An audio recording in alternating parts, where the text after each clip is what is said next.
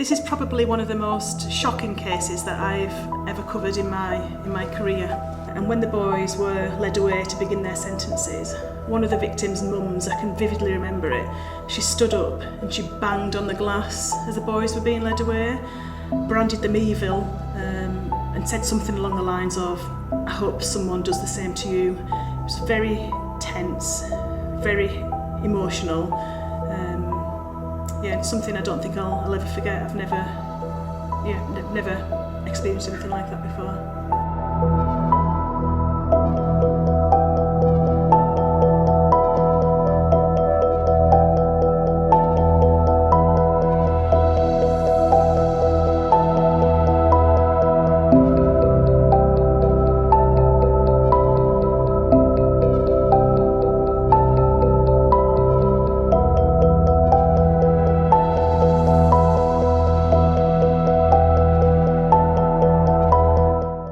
This is probably one of the most shocking cases that I've ever covered in my career. So this dates back to April 2009, and basically two brothers aged 10 and 11 at the time took it upon themselves to basically torture and almost kill two other young boys aged 9 and 11 at the time. This happened in a little former mining village in Doncaster called Edlington. Two boys were playing out Saturday afternoon, just having fun like young boys do, and unfortunately their paths crossed with two brothers. Now these two brothers had only just moved to Edlington a few weeks earlier. They were in care and had been placed with foster parents, and on this day, for whatever reason, they took it upon themselves to attack these two innocent boys. I've actually got it written down here, what the boys did to the victims, because there is so much. They kicked, punched and stamped on their victims. They throttled and cut them. They sexually humiliated the boys. They hit them with branches, pelted them with stones, and one victim had part of a discarded ceramic sink dropped onto his head from a height, which left him with critical head injuries. He was really close to death.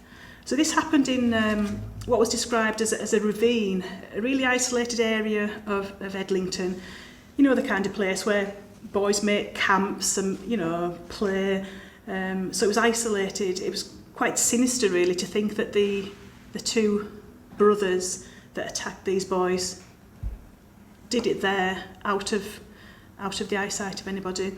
And bearing in mind this was back in 2009, when most kids really probably didn't have mobile phones like they do now.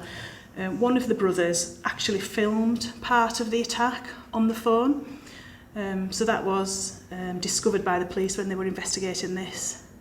So the real horror of what those boys encountered was captured on this mobile phone. The two boys that carried out this attack were charged with causing GBH with intent, robbery, and causing a child to engage in sexual activity. They pleaded guilty and the case went to court. It was really unusual because of the age of the boys. I covered the case. It made all the national headlines. All the media descended upon Edlington. Sky News were there, everybody was there. It was such a big case. It really had echoes of the Jamie Bulger murder from years earlier, when two young boys, just 10 years old at the time, they abducted a little boy from a shopping centre, tortured and killed him. And this case it really had strong similarities to that, and I think it just shocked people. It was on the front pages of all the nationals. The boys were sentenced to indeterminate sentences, which meant that they were detained until the parole board felt that they no longer presented a risk to the public. We were not allowed to name them at that point. When the boys turned 18, there would have been the chance for us to have named them, because those automatic reporting restrictions would have expired. But the case went to court again, and the boys were successful. They applied for lifelong anonymity, and they were granted that. So they could be living alongside any one of us. They've got new identities and none of us will know their pasts. But that's what the court decided that day, and we have to honour that. Even though everybody in Edlington knew who the boys were, we have to respect the decision of the court, and we can never name them. So there was a serious case review carried out into this attack afterwards, because people really wanted to know what had happened. How could boys of such a young age have it in them to practically nearly kill two other young boys? And it emerged basically that these young boys were known to social services. Their family had been known to social services for 14 years actually. And when they looked at the case in depth and the interaction that had been with the family over those 14 years, there were 31 missed opportunities to help these young boys, to intervene and to try and divert them, down a different path in life. But unfortunately, through for various reasons, such as lack of social services staff, that kind of thing, they slipped through the net. And the two boys that they encountered on that day in Edlington, they paid the price. So that serious case review, it found that nobody could have reasonably predicted the severity and extent of the assaults, but concluded the attack was preventable had officers taken assertive and effective action to address the brothers' escalating pattern of violence.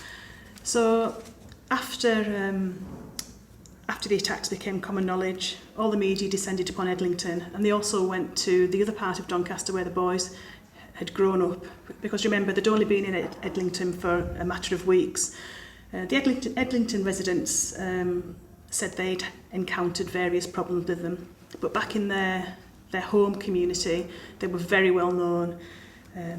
There were reports of abuse, throwing stones at windows, at houses, regular antisocial behaviour, the police constantly being at the family address.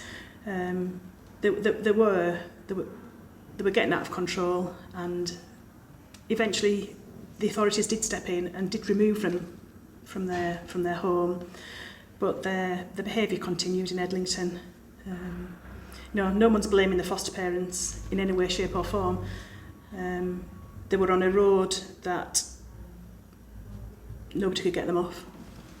The serious case review also revealed that the boys, the brothers, had suffered neglect and emotional damage as they were growing up. The parenting skills of their mum and dad were really questioned. They were said to have lived in a toxic environment where there were no rules. There was violence. There was alcohol. Just not the kind of environment that children should be brought up in. They were maybe exposed to things that eventually maybe became the norm for them, but obviously it's not the norm, and they did pay the price for that. Whether they've learned, I don't know. I would like to think that the time the boys spent in detention did help them change their ways. We'll never know.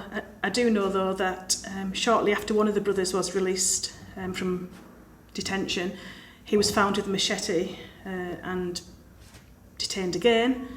So at that point his behaviour hadn't changed, but we've just got to hope that a few years down the line that they've grown up a little bit, had a bit more support, a few more intervention, and hopefully they are leading better lives.